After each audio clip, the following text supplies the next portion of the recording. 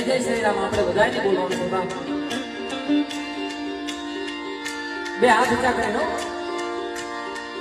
तो का हाल बा भाई लोग, आशा करतनी कि अच्छा होखब मस्त होखब। तो भाई लोग इंट्रो में देखल जा कि एगो भक्त बा न, उनका पर इतना माने कि रुपया फेंकाता साधु बाबा बा न, माने कि इतना भारत के आदमी पूर्वक होगी न कि एगो इंसान ही साधु बनता तो ओकरा पर इतना रुपया फेंकाता। अगर माई बाबू के कह दिया 10 रुपया हेबे के तो माई बाबू के आंखे दिया जाके आदमी तीर्थ यात्रा होके हाउ अंधभक्त साधु के जवन की ऐसन तू बाड़ ओकरे अंदर ऊ भी शरीर बा, वो इंसान बा, तू इंसान बाला। तो अरे भाई लोग जब तो के पैसे दान करे के बाद दिल के शांति करे के बाद तो भैया माई बाप से पढ़ के कौनो भगवान नहीं खो।